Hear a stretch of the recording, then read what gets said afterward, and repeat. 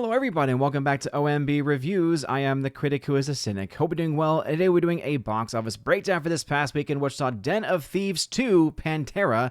That's right. Does everyone remember the 2018 film Den of Thieves? Well, yeah, apparently, even though no one really went to go see that movie, they thought it was enough to make a sequel, and not really anyone is going to see this movie either, and yet it did take the #1 spot, and so we'll talk about Den of Thieves box office. Another story of a flop potentially here for Lionsgate, which has just had a very, very bad tear at the box office, but it is taking the #1 spot away from films like Mufasa, Sonic 3, and Nosferatu, so a ton of movies that have been holding around now for 3 to 4 weeks. Where are those films at right now? What is their potential? All of these things we will be talking about today. I wanted to first apologize for not having a box office preview this week.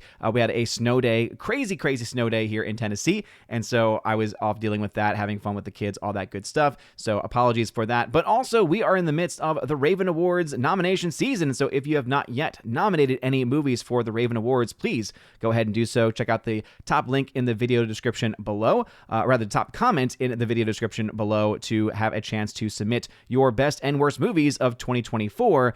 It's a ton of fun, and yeah, probably a heck of a lot more fun than the Oscars, which, as we all know, the Oscars ratings have been gosh awful and abysmal. That's why we try to add to that by having our yearly Oscars boycott show. So please check that out and get those nominations in. Some categories are very, very close. All right, let's go ahead and stop delaying and jump right into the numbers here with Den of Thieves 2, Pantera. Like the band, I guess, making $15.5 million at 3,000 screens, and really that's not all that great. I mean, for a Lionsgate movie, I guess that's not the worst thing that we have ever seen, but when your film costs $40 million to make and you're not making much money internationally either, you kind of really want to have as much as you can that opening weekend. This is kind of the nature of the beast of the box office that we have seen the last several months, maybe even at this point the last couple of years, where films, even with moderate budgets, right, between 30, 40, even $50 million worth of budget, have had okay openings and then have fallen off the wayside, fallen off the beaten path, and have just been utterly forgotten because the movies themselves don't seem to be able to grab anyone's attention, whether it be through either poor or completely missing marketing. Again, I don't remember seeing any trailers even for Den of Thieves 2 Pantera, and ultimately it seems that this is yet another one of those examples, as this film currently not projected to do very well at the box office, but it is still a little bit too early to tell, and so we'll have a official box office breakdown of this movie next weekend with that week 2 number finally coming in. What is interesting though, and I think a heck of a lot more interesting rather than Den of Thieves, is really the story about the films in the numbers 2, 3, and 4 spot, because in the case of Mufasa, you have a massive budgeted movie, right? In the case of that film from Disney, cost $200 million. That's what the report last was. We have no actual reporting on what the marketing cost was for this movie, but we can assume probably between 100, maybe 150, could potentially even be upwards of $200 million worth of marketing budget. We really don't know at this point. All I can do is just go off of what typical Hollywood movies spend on marketing, and usually the rule of thumb is take about 1.5 times your budget, and that is typically what you have as individual marketing spend. So on a $200 million movie, you would have roughly, $150 or so million worth in actual, box office spend as such. Or actually, sorry, about $100 million worth of a box office spend, which would be a total cost of around $300 million. Now, some people think, oh, does that mean the film needs to make $30 million to break even? We all know that's not the case. If you watch these videos for any length of time on my channel, you know that we always break down that, well, studios don't get 100% of those box office receipts. They have to split that with the theaters. And so that's why this movie, and a movie like this, has to make probably north of $500+ million to break even. And that's, of course, assuming it has a huge share coming from the domestic markets and not international, because when it's coming mostly from international, your actual break-even point goes up even higher. So with Mufasa, even though the film currently is still very much in the red, this movie is still doing a lot better than I think anyone would have expected. The opening weekend numbers on this movie were so bad, were so abysmal, that we were writing this movie off as a guaranteed massive flop, the biggest flop, potentially one of the biggest flops of 2024. As of right now, though, with where it's currently tracking, not only is this film, I think, going to not be one of the biggest box office flops of 2024. It's not even going to be on my top 10 list, as there were several movies last year that lost over $100 million. This movie currently is actually below $100 million worth of financial losses, but there's even an outside chance, a crazy outside chance, and it's insane for me to even say it as someone who especially hated this movie, but there's an outside baseball's chance that this movie is somehow able to make its money back, potentially. Again, do I think that that's going to happen? It still has a long way to go, unless there's some secret weapon in the international markets that we're just not seeing at this point. I don't think that's going to happen. It is slowing down quite a bit at this point in its release. It's probably going to be closer to $10 million, maybe even less than $10 million next weekend. Now, there's a whole lot of competition right now at the box office as far as new releases are concerned. January is the month where films go to die, of course. But yeah, let's just say Mufasa is definitely not completely out of the running yet for potentially hitting a break-even point, or at least getting close enough to where one could easily justify, saying, or be justified in saying that, yeah, the movie could end up making money back in its post-theatrical run on VOD, etc. Again, still far away from that point, I think, but the fact that it's even... This, I mentioned in my box office article for geeksandgamers.com, the fact that there's even any light at the end of this tunnel that can even be somewhat seen, even if it's very, very dim and very, very small amount of light, the fact that there's any there at all is kind of insane when you think about it. Also insane to think about is Sonic the Hedgehog 3, because this movie is now once again not winning up against Mufasa in the weekend box office battle here. So yes, it still definitely has that edge in the overall box office domestically, right? $204 million to Mufasa's 188, but Mufasa has actually been able to make up a lot of ground up against it, right? There's only about, $16 million separating those movies, and if this type of tracking continues, if Mufasa is able to win out every weekend from this point forward by about $2 million or so, and again, still have a long way to go, don't know exactly what's going to happen, but you have the potential for Mufasa to either match or even exceed the entire domestic run of Sonic 3. Again, we're not there yet, that has not happened yet, but the holds for Mufasa have been a lot better than up against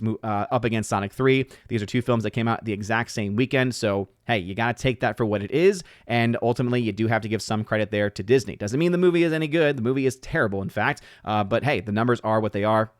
And we're always going to be honest with y'all about these numbers. But Sonic 3, being in this position where it's once again losing to Mufasa, is really just not performing as well, I think, as some people have been kind of indicating that it is. Is the movie on paper doing better than Sonic 2? Yes, and I think this movie will have a final box office well ahead of Sonic 2. I think that right now we're looking at this movie making between $450 million to $500 million worldwide by the end of its box office run, which would again be about $100 million more than Sonic 2, meaning that this movie is continuing to build off of the previous audience. This would mean it would be just in line with all the other Sonic movies, right? The first Sonic movie really set the stage for this movie. Sonic 2 built on its audience back in 2022, and now we're seeing Sonic 3 being able to build off of that as well. But according to some reports, and again, we haven't gotten any official numbers yet, but box office subreddit on Reddit does seem to sometimes have this reporting pretty accurate. Apparently, the opening weekend of this movie in China, not that that means a whole lot, because China, of course, is not only a bunch of, a place where a bunch of communists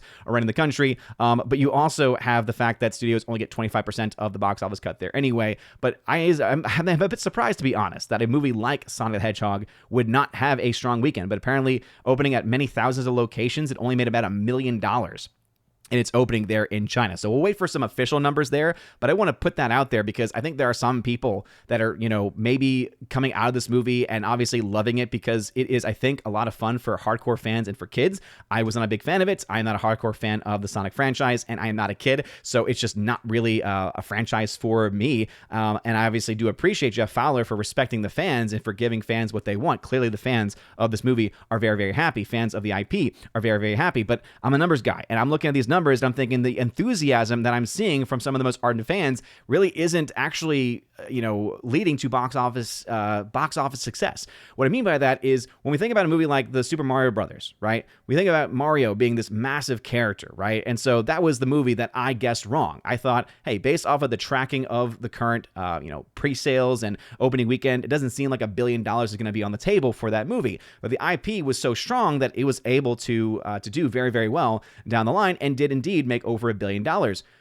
I don't see why a character like Sonic, especially with the massive amount of appeal that character has, is not in that same category. And the fact that it's half of that, right, half of that $1 billion that we've seen the likes of the Super Mario Brothers movie, that kind of movie make, for me, it just, again, doesn't really seem to match the enthusiasm. I'm not saying that the movie is a flop. I'm not saying that the movie is a disappointment. But what I am saying is that I do think that this does help the discussion and helps the argument that, yes, Sonic is doing well enough to make its money back, well enough to make a very small amount of profit, but it is not a massive juggernaut by any means. And to me, like, this is the kind of movie, the kind of property that should have that kind of gravitas to it. And it's just really not, bringing it in at the end of the day. And that's just based on the numbers. Now, the argument typically people bring in is, well, those internationals were coming in late, so don't be surprised. It's like, yeah, but I think a lot of that was also hinging on, well, there's a late release in China and we could see some big numbers there. Well, doesn't seem like that's going to be the case for this movie. It's not doing anything insane in any other country that I'm aware of at this point in time. And so unless there is this massive release, still waiting to happen for this movie, we'll go ahead and pull up the international page right now and show you that the film is already released in Japan. Now, according to the numbers.com, it's only made about $1.1 million. Now, sometimes the individual charting for the numbers.com is not the most up to date. That being said, this is last reported as of January 5th. So that tells us there's not a whole lot of money currently being made in Japanese theaters for this movie. And if you just go to individual releases from all the different countries, there really aren't a whole lot of big names and big countries on here, right? United Kingdom has made $23 million there, but in the end, right, we're not seeing the massive numbers that you would expect for a property like this. And so I just wanted to put that out there because I think some people are going a little bit too crazy with the, talk about this film, destroying the Hollywood narrative and just, destroying the box office. It's like, no, it's doing okay. It's doing fine, but you're coming in third place and you're losing to a film like Mufasa, right? Even a film like Sonic, which I, again, did not really enjoy all that much because it's not a movie really made for me. Even I can recognize, though, that objectively speaking, Sonic 3 is a much better film in every single way than Mufasa. And you could try to argue the whole Disney buying tickets, etc. stuff. Like, again, that's mostly conspiracy nonsense that has never actually been proven. All I will say is that when a movie like this with this kind of audience is still not beating out a just generic family release for Disney, kind of like a typical Saturday morning for Disney's releases, I think that has to, again, speak to just how there isn't a lot of box office there for a film like Sonic 3, based on the numbers that we're seeing right now. Again, you may not like that. I'm always going to be honest with you guys and not try to throw you down any wrong paths. Nosferatu coming in the number 4 spot. This film, as a radar film especially, doing, again, much better than I think anyone would have anticipated that it did. Very strong ratings here, $6.8 million. Has not broken even yet, but is very close to. And I think probably by the end of next weekend, we'll probably have that break-even point passed. Coming in at the number 5 spot is a movie that's been out for 7 weeks now, and I still don't know why anyone would not think this movie is a success. This film is $10 million away from $1 billion, people. There's no way around it. This film is a huge success for Disney, over $200 million worth of profit based off of the reported $150 million budget and another $100+ million reported in marketing. That still leads to about $200 million worth of net gain profits. And so no matter how you spin the film, it's going to end up being $1 billion film by next weekend. I'm saying right now, right, when you're about $10 million out and you're still making about $6.5 million and still dropping pretty strongly, having very strong holds, I should say, this far out from your initial release, I think that $1 billion by next weekend is definitely going to be happening. And all I can say is, I told you so. I called this thing a long time ago. This thing had a lot of power, even though this film was not as good as it really should have been. And had it been better, this film could have done even better, right, than just barely breaking over $1 billion. It'll still be $1 billion film. It'll still be the third now $1 billion film of releases in 2024 for Disney. And it'll also be another massive moneymaker for Disney. So after an abysmal 2023, where they lost countless millions, if not even $1 billion at the box office, for Disney to have a year like 2024, having several, having 3, I think all of the $1 billion releases from last year, again, got to give kudos where kudos are due for that. Let's go ahead now into the individual releases here. Den of Thieves, $20.5 million, really not a whole lot there. Another Gerard Butler movie. Never saw the first movie, have just no interest in it whatsoever. This is the place where films go to die. Looks like this is yet another casualty of the January box office. Mufasa, $539 million worldwide. As you can see, that opening weekend, even domestically, was abysmal, and yet it shot off like a rocket after that. I don't know what it is. I don't know what the power of the Disney brand is or the marketing for this movie has been, because the film just is not all that great. This film does not deserve to have this amount of money, and there is no doubt that if you're going to compare this between this and the original, quote, live action release from back in 2019, this is so far removed from that movie. We're talking about this movie being $1 billion plus less, like closer to $1.3 billion less than that original film from 2019. Even that was way too much for a movie like that, which just featured, emotionless characters and just completely unnecessary storytelling, a completely unnecessary animation to boot, right? It's just this hyper realistic animation is just awful. The facts still remain as they are, right? This movie is doing so much better than what anyone could have anticipated after that abysmal opening weekend. I was calling this film a flop. I was obviously wrong in this account. Clearly, there is a lot of strength here down the road, down the line. And the fact that this movie even has the chance of being able to potentially make its money back is still pretty insane when you think about it, right? Right now, it's at 2.7 times its budget, right? In the past, I've mentioned how 2.5 used to be the multiplier you had to get to break even. Now, because so many more films are international in their releases, this film has to make closer to 3 times its box office budget. It's getting close to that. 2.7, not too far away from 3 times its budget. This film is holding strong domestically, holding strong internationally as well. And this film, I do think, again, has an outside chance. I don't think it's going to happen. 50 plus million in losses is still quite a bit to make up, especially this far out from your initial release. But the fact that it's even possible for this movie is insane. Sonic 3, $384 million as of the recording of this video. As I mentioned before, this film, I think, will easily pass the $400 million made by Sonic the Hedgehog 2. But I think it's going to probably crap out around that $450 million to $500 million mark. So this is definitely not a $1 billion movie. This is definitely not going to get anywhere close to that amount of money. And even if there is some insane, international release that we're still waiting for, right? As I mentioned before, the one that I think a lot of us were thinking, hey, could be a lot of money here was China, and that just did not manifest for this movie. And if the reporting is accurate, then it actually even flopped in China. And then the only other film you have, the only other country you have on your list is Turkey. I'm sorry, it's not pulling in the numbers in these other international markets. And ultimately, I do think that it's going to have been stronger than the second one, which is a good thing, right? This is not a bad thing by any means. I just think that the hype for this movie and the hype of people talking about this movie and even talking about the box office of the movie, I think has been vastly overblown compared to what's actually happening with this film. So again, always be real with you guys. It's doing well. It's going to make profit. It's going to make its money back. It already has, actually, but we're still not talking about the biggest box office release of the year by any means. Nosferatu, for a film like this in the rated R category, is doing pretty well, especially for a Robert Eggers movie, right? Definitely doing better than expected. Moana 2, as I mentioned, very close to $1 billion. This film should have been higher, right? Historically, if it had done well, if it had been a better film, this film could be closer to $500 million right now. Domestically, it clearly has not gotten there, but it has done enough to build on itself. This film has now done better than the original Moana in almost every single way.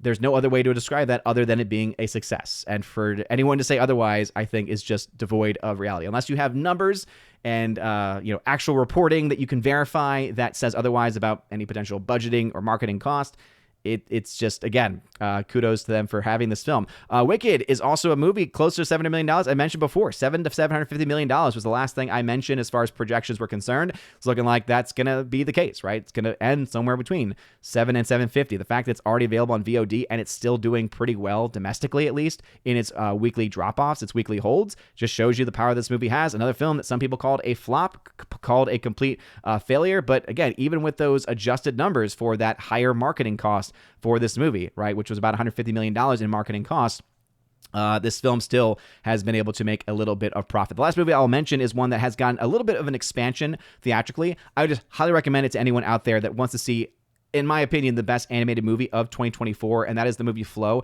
There is no actual dialogue in this movie. This is just a story about animals. It's a beautiful animated movie. Cost only $3.5 million to make, and it has got an expansion domestically. So if it's playing in a theater near you, I recommend it highly. If it's available on VOD or anything like that near you, please watch it. And I, again, think this should get nominated for a lot of Raven Awards as well. This is, I think, probably the best animated film of 2024 and one of the best films that I've seen in quite a long time. My young 4-year-old also loves it. Great film to watch with your family and a lot of very fun stuff in there. Let's go to the charts here as we end our time today, because we love charts here on OMB Reviews. And I just noticed I got to update my calendar. I'm sure there'll be one person saying, your calendar's out of date. I know. It happens. Anyway, Den of Thieves at $20.5 million, currently around $49 million in the red, based off of a $40 million budget. I don't suspect that we'll see a massive increase in its box office between now and next weekend, so it won't be the biggest box office loser of 2025 by any means, but it is definitely falling in line with where most of films like this, especially from Lionsgate, especially with this kind of budget, have seen in the past. With Baby Girl at 21.7, still $18 million in the red. Fire Inside at $13.6 million in the red. No real surprises there. Nosferatu at $8.4 million in the red, so is very much on the cusp of breaking even. Again, kudos to Robert Eggers for making a film that won't end up in that negative category as he has done in the past, especially for a higher budget that I think is typically he's typically used to in certain regards. A Complete Unknown is still $70 million or so in the red. This film wasn't even being talked about in my box office this week, so it just goes to show you this movie has just not really done much of anything. Sonic the Hedgehog 3, $384 million has now officially crossed the break-even point at $1.6 million in net profits based on the numbers that we have available to us. As I mentioned, China is just not showing up for this movie, which is both a good and bad thing. It's good in that, that means that it's not going to have a huge chunk of its international box office being gobbled up by a country they only get 25% returns on, but it also means that their global box office is not going to be as high as what it potentially could have been had it been a hit in that country. We'll still wait some official reporting on that, but as of right now, it's not looking all that great for that release. But you know what? That's okay. This film, as you can see, is going to be a chart breaker, making over double of what it was first 2 weeks, over what it was first 2 weeks were. But remember, this also had a delayed international release, and so even though it is going to be a chart breaker, it's not going to be as impressive as a film that has a global opening all at the same time, and then still down the road is able to double its initial releases. Mufasa, again, $60.7 million. This film now currently is at the point where it's gotten to an average box office release. Now, a film like this needs a lot higher than average box office release in order to hit break-even points and to be called a box office success in any way. But the fact that this movie, which in everyone's opinion was a catastrophic failure, myself included, the fact that this film has now even gotten to average means, this is not going to be a below average release in a historical sense based off of other films. And also, as I mentioned, $57 million in the red as of right now. Do not be surprised if this gets slowly chipped away at, and you could see, I think, negative $25 million for a movie like this, and I think that is a pretty big deal. Remember, in my initial reporting, I said based off of those first 2 weeks, we projected it to make between either minus 18 or positive 93. On average, that would have been $37.3 million. So profitability is absolutely on the table for this movie. And so I think that we have to be very, very careful before we go ahead and just, again, set this movie as being one of the biggest failures of the year. It's not going to be. Again, $57 million in the red is nowhere close to some of the largest ones back from 2024. War of the Rohirrim is still a flop. Kraven the Hunter also still a flop as well. Moana 2, $989 million in total global box office, $208.9 million in net profits. Again, also gotten to the point of getting to an average release. And so, again, even though did not perform as well as we thought it was going to, it's going to historically, most films, again, are able to get between 50 and 70% of the total box office, with 60% being that average. So this movie will indeed be an average performing film. Gladiator 2 will still be a below average movie and still be $138 million in the red. And Wicked, adding to its profits, $47.5 million there, almost doubling. So we talked before about what's impressive. Well, Sonic 3's doubling of its box office, not nearly as impressive as for a film like Wicked, which did see most of the releases happen around the same time.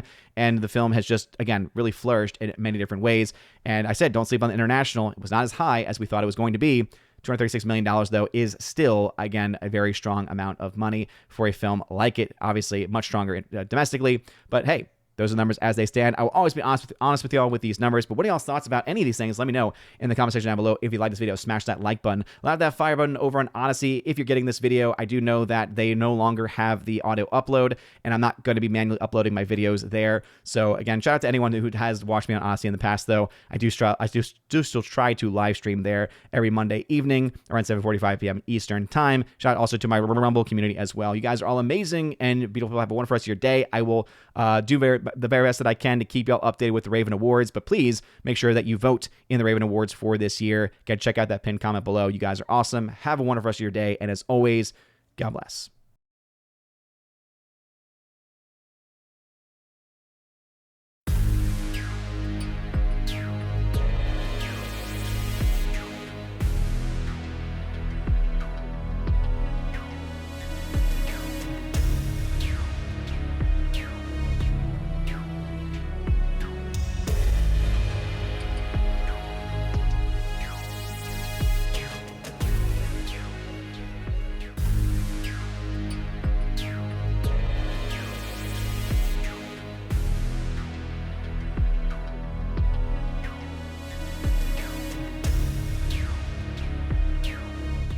now for a huge special shout out to all of my Chosen of Valhalla members, starting off first with my people on Patreon, Father Luca Illick and Miss Martin Muses. Check out her YouTube channel by the same name, Miss Martin Muses. Also to my Subscribe Star people, Matt317. Check out his Twitch channel by the same name, Matt317. And also to the K-Man. Check out his website, xtheboundaries.co. And lastly to my YouTube member, Mr. Roy. Shout out to you, good sir. And if you want your name shouted out at the end of every live stream and video, check out the top link in the video description below where you get access to that. Also, you get access to a plethora of other things. You get your name listed at the end of every live stream and video, like you saw in those names that came up before this video started. And also access to a giveaways channel that I host over on the Discord server where I give away 4Ks, Steelbooks, Blu-rays, all kinds of stuff. So check that out if you're interested in that. Also, I have an exclusive podcast that I hold at least once a month, and it's always a good time, and you get extra bonus content with that also. So if any of that sounds interesting, again, check out that top link in the video description below. You guys are all amazing, and beautiful people, have a wonderful rest of your day, and as always, God bless.